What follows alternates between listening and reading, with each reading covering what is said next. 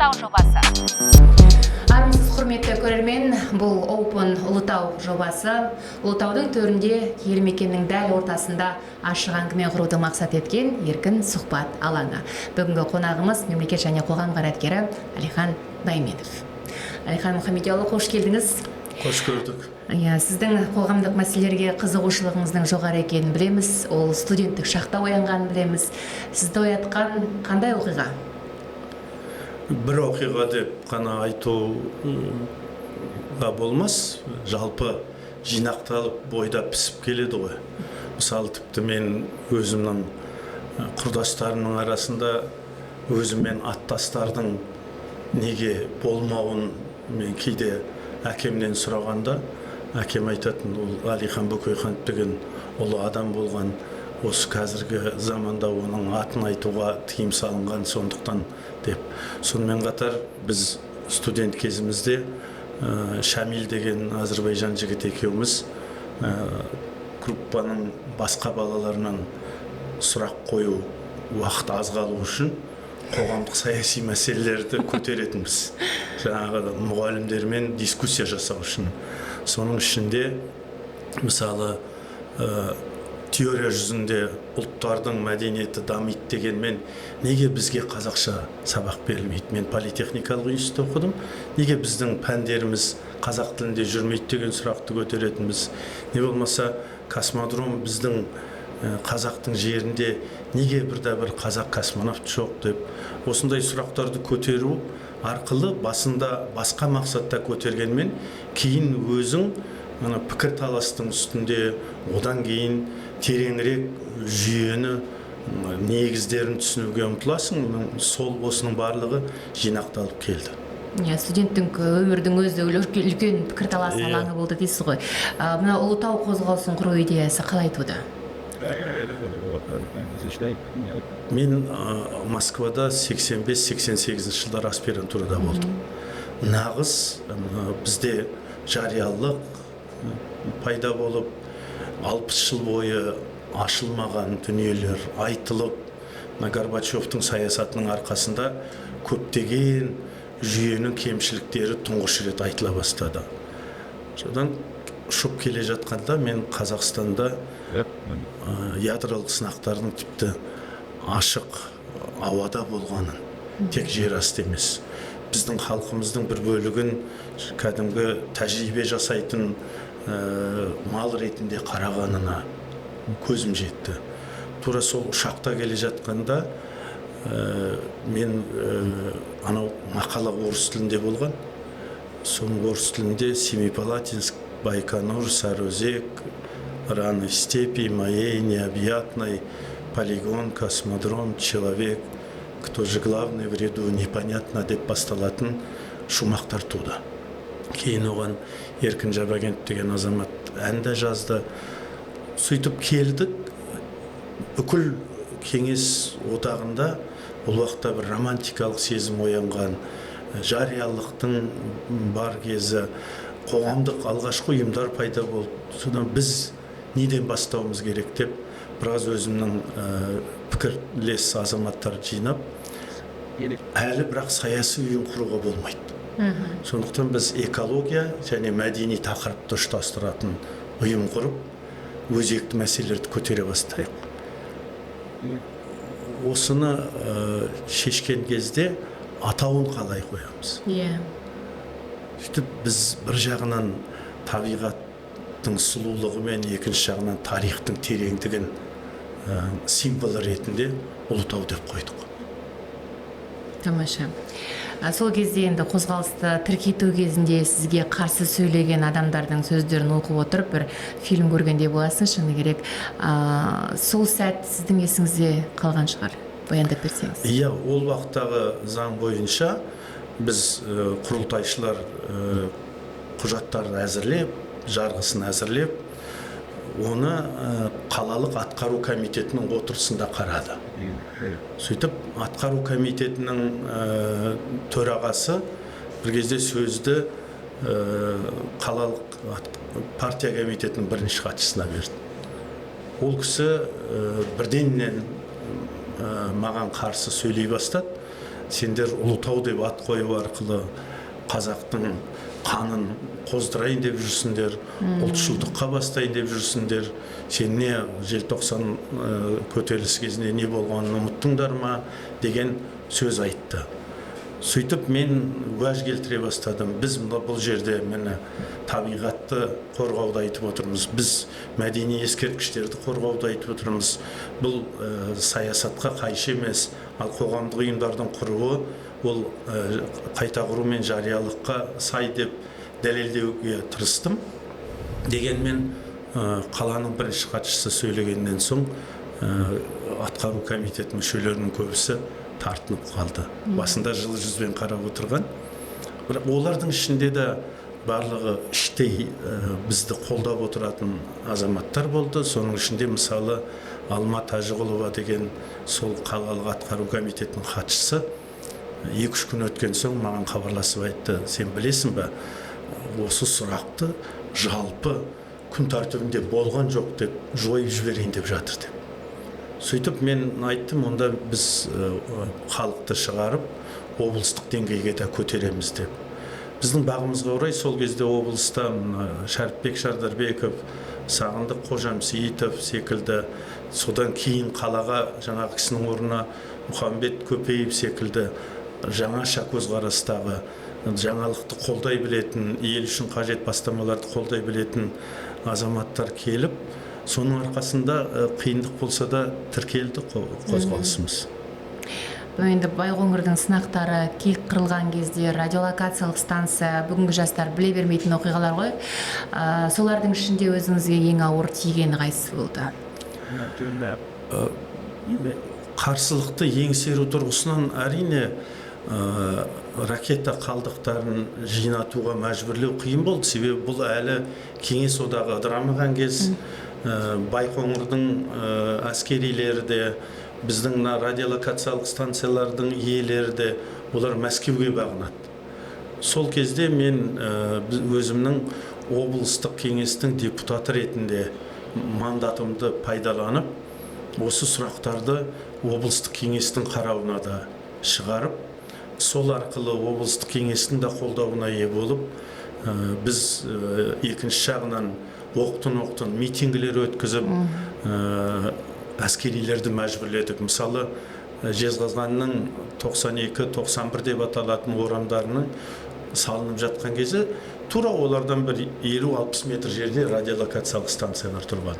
Біз сол санэпидстанция арқылы оның өте зиян екенін дәлелдедік. Сонымен қатар біз мысалы Ақшатау жағындағы өндірістің қалдықтары арасында радиолокация халыққа зиян сәулелердің шығатынын, оның қоршаған ортаға ғана емес, денсаулыққа да зиян екенін дәлелдеп, сонымен бірге Теректі әулие деген жер бар. Сол жерде баяғыдан қалған петроглифтер. Соны біреулер ана тасына қызығып, тасты қопарып, құрылысқа пайдаланғысы келген. Біз соны қорғау үшін жұмыс жасадық. Ал күрделілігі жағынан әрине бүгінгі күні бар Ұлытаудағы ұлттық қорықты негіздеу ең күрделі жұмыс болды. Неге? Бұл себебі ол ғылыми зерттеуді де, жан-жақты дәлелдеуді қажет ететін. Бұл істе біздің қозғалыстың мүшесі, өкінішке қарай өмірден ерте кеткен Фарида Темиреева ханым өз мойнына алып, өзі география пәнінің мұғалімі еді, педагогикалық институтта. Сол Фарида ханым өте жан-жақты жүйелі еңбек жасап, дәлелдеп, соны біз қозғалыс атынан орталыққа ұсынып, облысқа ұсынып, облыста атқару комитетінің орынбасары болған Сағындық Үсенұлы ағамыз қолдап, сөйтіп республиканың шешімін шығаруға қол жеткіздік.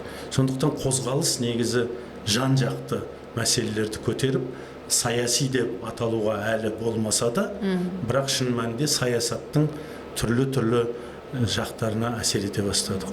Митингілер өтті деп қалдыңыз.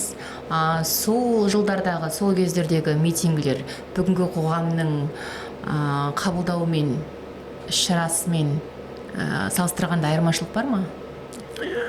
Біріншіден, әлі тәуелсіздікке қол жеткізбей тұрған кезде, әрине біздің бәріміздің көкейімізде сол бір қыжыл, жалпы біз егемен болсақ, тәуелсіз болсақ, шіркін-ай деген бір арман болды. Оны шындығын айту керек, Кеңес одағының құрамында болып,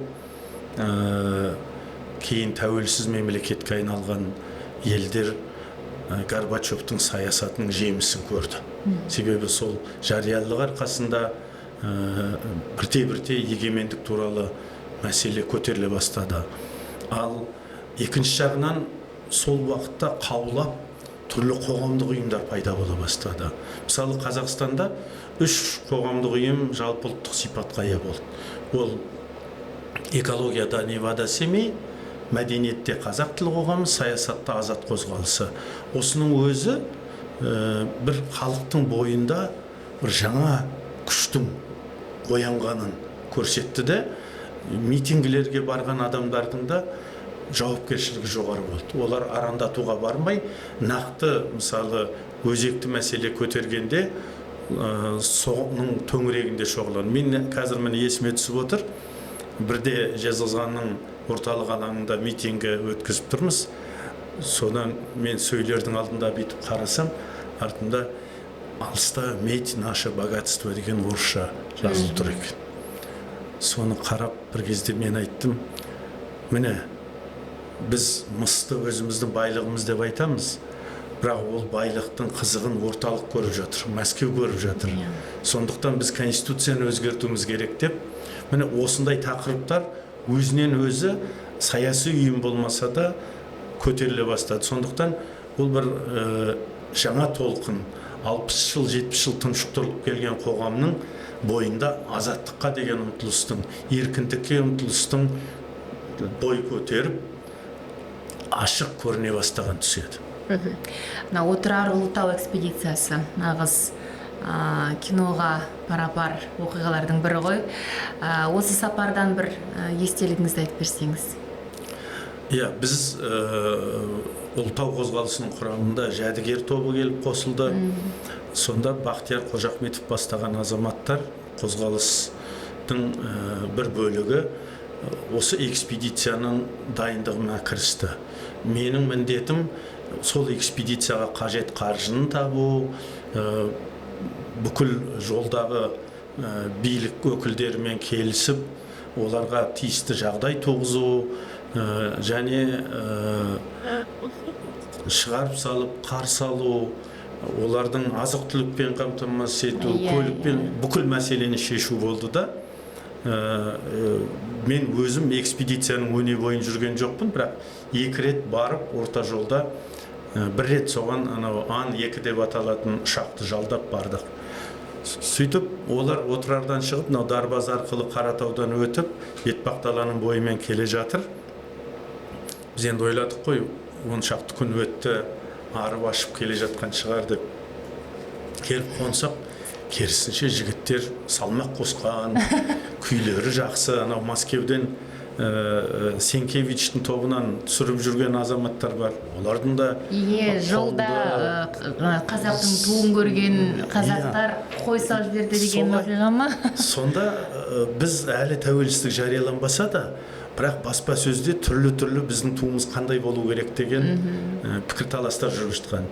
Содан түсін таңдап көк ту, және ішінде бір тұйық сызықтар бар, сол вариантты алып, анау түйе арба бар, ат арба бар, алдыңғы арбаға биік туды желбіретіп қойғанда, Бетпақдаланың бойында отырған қойшылар, малшылар алыстан көргенде кәдімгі делебелер қозып, рухтанып, бұл бір тарихтан келе жатқан ұлы көштің бір символы секілді көрінген ғой. Содан олардың барлығы келіп үйге шақырады екен, қонақ болыңдар деп. Енді қонақ болып 1 рет барады, 2 рет барады, барған жерлерінде кешке шай ішеді, одан ет піскенше отырады. Анау Мәскеуден келген азаматтар шаршайды екен. Сөйтіп, енді барлығына бірдей үлгірмейді, тоқтап, екінші жағынан мәскеуліктер айтқаннан соң кейбір ауылды айналып өтсе, олар біздің үйге келіп қонақ бола алмадыңдар, міне сыбағаларың деп арбаға өздерінің жаңағы қойларын әкеп тастайды екен. Сол біз келсек, арбада 3-4 қой жатыр. Ол азықтары. Сондай бір ғажап көріністер болды. Бұл енді естен кетпес оқиға. Тамаша.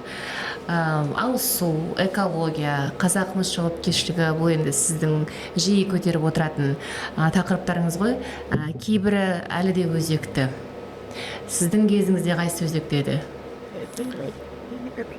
Біріншіден ол уақытта жаңағы ракета сынақтарын әлі жинай алмай, сол біздің аймақтағы әсіресе ауыл еңбеккерлеріне қатер болды. Осындай жаңағы қазақмыстың ауаны ластауы ол мәселе болды. Бірақ әлі де сол, міне шынын айту керек, 25 жылдай 97-тен бастап қазақмыс былайша айтқанда ерке компания болып келді. Аймақтың өзекті мәселелеріне онша көңіл бөле бермейтін. Қазірде мысалы Жезқазғанда ауыз су өте өзекті. Олар кеңгірдің суымен араластырып тұрғандықтан мүмкіндігі бар адамдар кәдімгі дүкеннен сатып алып ішеді. Сәтпаевта жазда ыстық судың болмауы. Сол себептен де ең өзекті мәселелердің қатарында қазір ауыз су мәселесі және ауаның тазалығы. Әлі де бар. Сонымен бірге үздіксіз электр қуатымен жабдықтау үшін электр желілері жаңағы үлкен компанияның иелігінде, олар дер кезінде инвестиция жасап жаңғыртып отыру керек.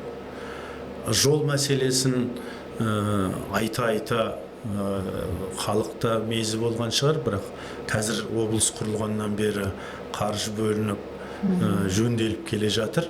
Себебі Ұлытау аймағы, Жаңарқа, Жезқазған, Ұлытау, Қарсақпай бұл кезінде бір тұйық аймақ болды. Ары қарай өтетін жол болмады.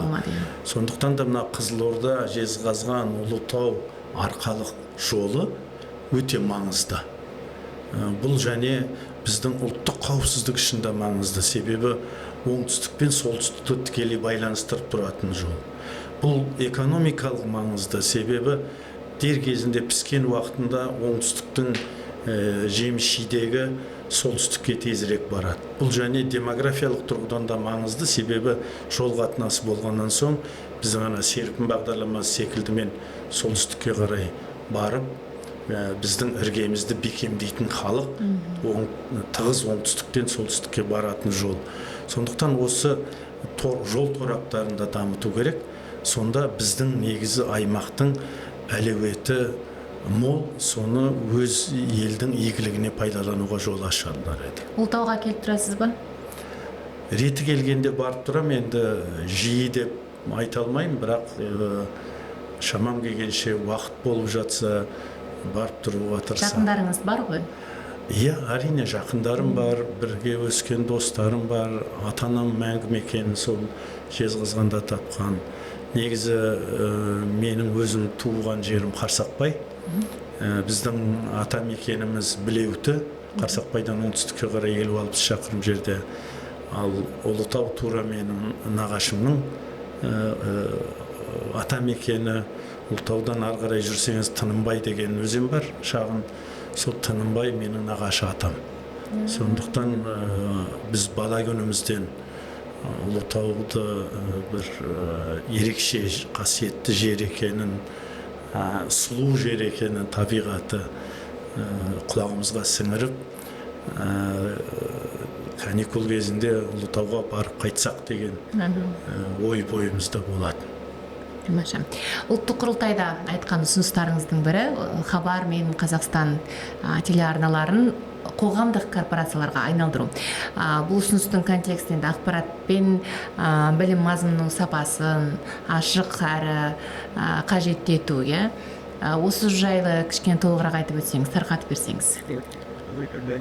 Біріншіден сол құрылтайда менің айтқаным мынау ішкен су, жұтқан ауа, қоршаған орта, жеген тағам адамның тән саулығына қалай әсер етсе, тұтынатын ақпарат, білім, ол оның жан саулығына солай әсер етеді. Қазір әлемде ақпарат ағыны мол. Қазір хайп пен фейктің заманы. Осы заманда мемлекеттің қаржысына ұсталып отырған ақпарат құралдарының миссиясы не болу керек? Меніңше бұл терең талқылауды және салиқалы шешімді қажет ететін сұрақ. Менің өз ұстанымым осы тура заманда мемлекеттік бүкіл ақпарат құралдары ағарту құралдарына айналу керек.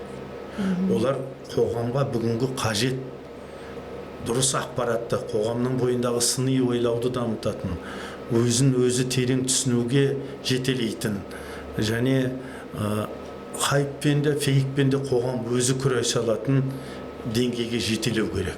Бұл тұрғыда мысалы кезінде Ұлыбритания BBC корпорациясын құрды. Сол секілді мемлекеттің қаржысының бір бөлігін арнайы бағыттап, бірақ басқаруы министрлік арқылы емес, қоғамдық кеңес арқылы жүзеге асатын.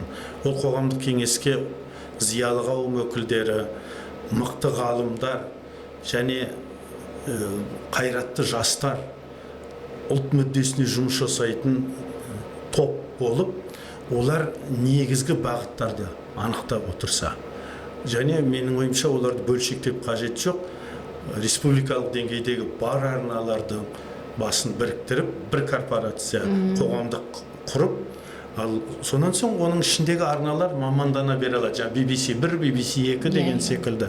Сонда бұл бір жағынан халықтың қаржысын тиімді жұмсауға, екінші жағынан қоғамға қажет ағарту жұмысының жаңа деңгейде жүруіне мүмкіндік туғызар еді. Ағарту жұмысын сондай-ақ сіз жаңа қазақ туралы жалпы бүкіл ақпаратты қазақ тілінде заманауи форматта жеткізе білу өте маңызды деген едіңіз. Яғни ұлттық мәдениетті, тарихты, кейіпкерлерді қазіргі қоғамның форматында, яғни компьютерлік ойындар, комикс түрінде бейімдеу керек дедіңіз. Қазір қандай да бір жұмыстар атқарылып жатыр ма? Сөзсіз бұл өте маңызды, себебі біз жаңа буынның қазір мені еңбек нарығына кіріп жатқан 2000 жылдардан кейін дүниеге келгендердің ақпарат қабылдау ерекшелігін ескеруіміз керек. Сол себептен де мысалы қазір жастар комикс, манга секілді форматты жақсы қабылдайды. Осы форматта біз қазақтың ұлттық кейіпкерлерін пайдалана отырып, соларды іске қоса отырып, жастарға тартымды, балаларға тартымды әдебиетті шығаруымыз керек. Жалпы балалар әдебиеті олар бөлек мемлекет қамқорлығында болатын дүние. Бізде кейде классикалық деп атап белгілі жазушылардың шығармаларын шығарып жатады. Бірінші кезекте мемлекеттің қамқорлығында балалар әдебиеті болу керек. Өйткені ол болашақты қалыптастырады. Сонымен қатар менің ұсынысым осы комикстерді, қазақтың образын пайдаланатын комикстерге халықаралық конкурс жариялау. Бұл идея маған келуіне менің балам Әлишер түрткі болды. Бұл ақш-та оқып жүрген кезінде негізі инженер-программист, бірақ сол өзі бір комикс жазғысы келді. Сонда ол менен қазақтың бұрынғы батырлары, билері қандай киім киген, соның үлгілерін маған жіберсеңіз деді. Содан мен ойладым, олар өздері талпынуда. Ал енді олардың қай жерде кім не жазып жатқанын да біле бермейді ғой. Ендеше осы қазақтың баласы бола ма, басқаныкі бола ма, бірақ Қазақстан осындай конкурс жариялап жатса, ол айтады. Мысалы, анау Жапонның ниндзясы болсын, самурайы болсын, сондай өнімдер арқылы бүкіл әлемге тарап жатыр. Қытайдың болсын, Европаның болсын, сол секілді қазақтың да батырлары, біздің хандарымыз, билеріміз, біздің мәдениетіміздің өкілдері, осылай әлемге жаңа форматта да тарау керек деп.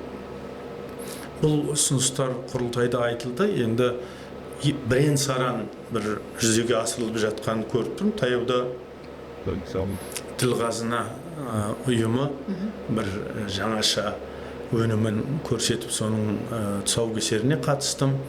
Бірақ әлі де болса, меніңше мемлекеттік тапсырысты осы баспа өнімі мен видео, аудио өнімге мемлекеттік тапсырыстың сапасын көтеруде атқарылатын іс көп. Сосын мына қазақ тілінің қолдану аясын кеңейту жөнінде де айтқан сөзіңіз бар. Сөздік қорын молайту керек деген сияқты. Жаңа сөздерді ойлап табу керек деген де сөзіңіз бар. Белгілі бір нақты ұсыныстарыңыз бар ма еді? Нақты ұсыныстарым бар, және мен оны 3 жыл болды. Бірінші тіл комитетіне ұсындым, одан соң тіл қазына, тіл институтына, таяуда арнайы қазақ тілі қоғамының басшылығымен кездесіп, ол Эстонияның үлгісін пайдалану. Эстония 1,300,000 ғана халқы бар. Оның ішінде эстондықтар 1 миллион ғана. Олар білесіз бе, өзі жоғарғы білімнің бәрін өз тілінде жүргізеді. Және кейде біздің тілде солай болу керек. Мысалы, кейбір халықаралық терминдерді сол қалпында пайдаланған дұрыс. Ал бірақ кейде терминдерді де аударып, және ең бастысы күнделікті өмірде қажет. Мысалы, қарапайым, мен солардан сұрадым. Балалар жаттығады. Орысша отжимание сіз қалай деп айтасыз? Немесе приседание сіз қалай деп айтасыз? Осыны баламасын табу, ол анау терминкомда отырған академиктер емес, қарапайым дене шынықтыру пәнінің мұғалімі, ауылдағы бір ақсақал оны оңтайлы тәсілін ұсыну мүмкін. Не болмаса, мына есік, бізде әлі күнге дейін Астананың аэропортына барасаңыз, өзіңнен әрі, өзіңе қарай деп жазылады. Қазақтың итеріңіз, тартыңыз деген сөз бар ғой. Жаңа push-pull деген ағылшынның сөзі. Кейде орыс тілінен тікелей аударады. Мысалы, мен ұшақпен басталғанда әуежайда ұшаққа отырғызу басталды дейді. Қазақ көлікке мінгізген. Ендеше ұшаққа мінгізу басталды деу керек қой. Міне калькалар кейде алған, міне осындай спорт үйірмесіне барғанда, өнер үйірмесіне барғанда, көшеде, балабақшада осы терең ғылыми термин емес, осы сөздерді қазақыландыру керек. Сондықтан мен ол жобаны әзірлеп, қазақ тілі қоғамы қазір жүзеге асыруға міндеттеме алды. Қазақ тілі қоғамының сайтында жаңа сөз деген айдармен тұр. Онда идея былай: кез келген адам көшеде, мысалы, өзінің жұмысында көрген бір құбылысты, затты, үдерісті қазақшасын білмесе, суретке түсіріп, немесе ауызша сипаттап сайтқа жіберіп, сол жерде мамандар егер жауабын таба алмаса, бүкіл халықтық конкурс ұйымдастыру керек. Сіздің вариантыңыз өтсе, сол жеңімпаз деп танып, ары қарай таратылу керек. 2017 жыл біз Эстонияда болғанда, мысалы, инфрақұрылым дегеннің, инфраструктура ағылшынша, соның эстоншасын олар анықтап, конкурс арқылы кімнің вариантына халық көп дауыс берді интернетпен, соны жеңімпазына Эстонияның президенті арнайы өзінің бір сертификатын тапсырды.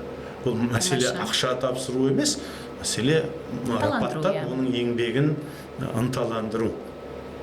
Осындай жолмен біз сөздік қорымызды заман талабына сай толықтырып отыруымыз керек.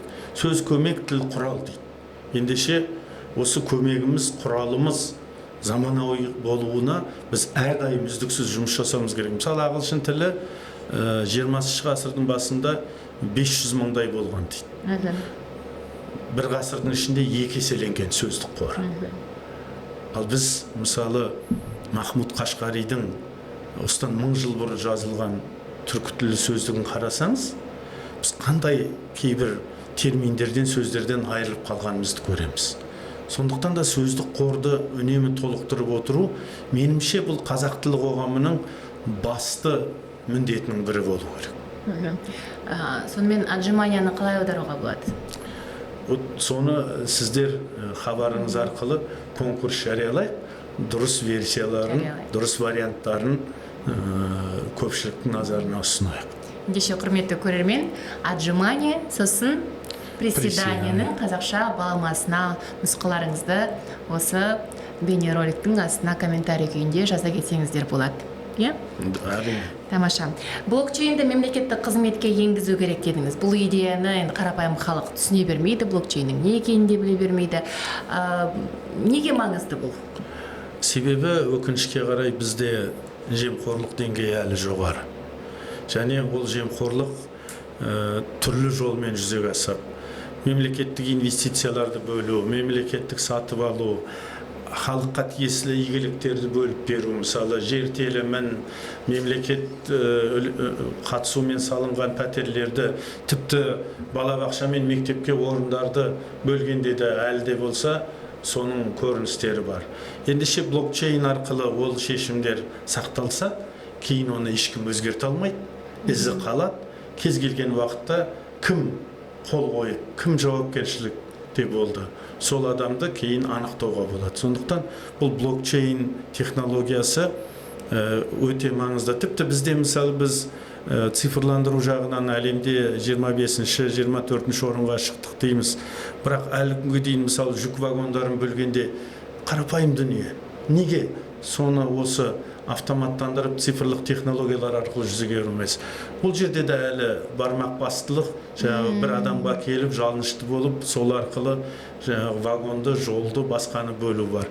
Міне осындай түрлі бағыттарда блокчейн пайдаланса, ол шамалда болса тартынуға алып келеді. Екінші жағынан, мысалы біз Словенияның тәжірибесін білеміз, жалпы мемлекет пен заңды тұлғалар арасындағы бүкіл транзакциялар жария болатын кезең келді.